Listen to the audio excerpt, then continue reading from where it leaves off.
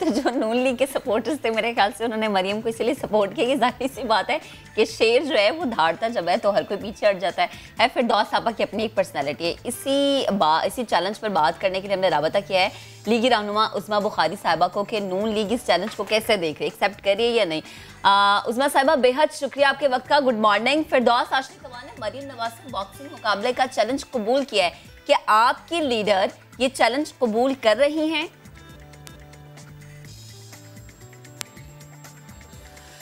जी शुक्रिया। देखिए फिरदौस आशिक अवान साहिबा जो हैं उनको मीडिया में रहने के लिए वो जाली ब्रूसली भी बनी फिर रही होती हैं। कभी वो कहती हैं कि मैंने मेकअप किया तो लोगों ने कहा पैसे लग गए हैं, चीज़ अच्छी आ गई है। वो तो इस किस्म की हरकतें करती हुई शायद उनको अच्छी लगती होंगी।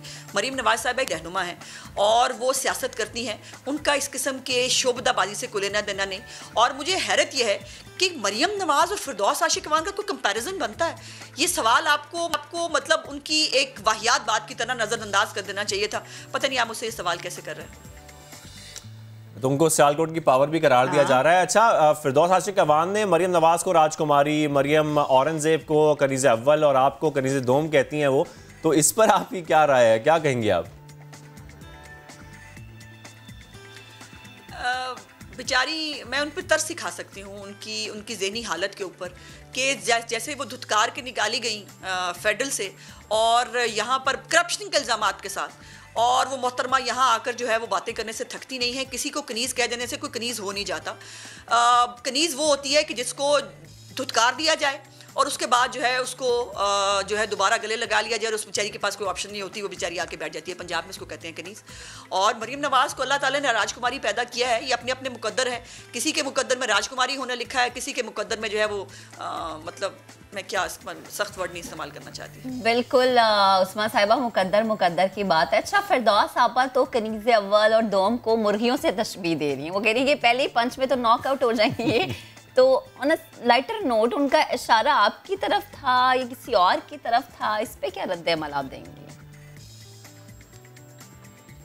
मुझे बताइए, क्या इस सवाल का मुझे कोई जवाब देना चाहिए? इन मौसूफ़ा को ये मालूम नहीं है कि ये वो ना माई मुंडा नहीं कहते हैं हमारी सोसाइटी में, एक माई मुंडा बनी फिरती है जिसको शायद औरत होने पे शायद वो कोई बहुत शर्मिंदा होती है। मुझे औरत होने पे कोई शर्मिंदगी नहीं। और सियासत में जो है वो डोले और जो है बॉक्सिंग की बजाय दिमाग, अकल और इखलाकियात की ज़रूरत होती है, जो इन मोहतरमा के पास नहीं है। सो ये अपनी तरबियत और अपनी बैकग्राउंड बताती हैं। इसके ऊपर मैं इनको क्या कह सकती हूँ? मैं इनके ऊपर तरस खा सकती हूँ और इनके लिए दुआ कर सकती हूँ। अच्छा, फिर मैं आपसे ये भी सवाल कर लेता हूँ कि वैसे आपको कोई बॉक्सिंग का, कोई जुडो कराटे का, कोई इस किस्म का कोई शौक है? कभी आपने किसी खतरनाक सूरत हाल में कोई आप फंस गई हों और आपने ज़ाती दिफा किया हो? देखिए, मुझे कभी टाइम नहीं मिला इस किस्म की वो करने के लिए। मेरे पास अल्लाह ने दिमाग दिया है मुझे, और अल्लाह ताला ने मुझे सियासी सूझबूझ दी है, और तमाम मामलात से निकलने के लिए मुझे और खुदा ताला की एक मेहरबानी हमेशा रहती है। तो मुझे इस किस्म की हरकतों की ज़रूरत नहीं पड़ती मोहतरमा की तरह। मोहतरमा शायद यही जूडो कराटे करते हुए 5-6 कलाबाजियाँ खाती हुई यहाँ तक पहुँची हैं। तो अच्छी बात है, लड़कियों को सेल्फ़ डिफेंस जो है वो आना चाहिए, लेकिन मुझे सेल्फ़ डिफेंस मेरे पास है और वो है मेरा दिमाग और मेरी सियासी सूझबूझ, वो मेरे लिए काफ़ी है।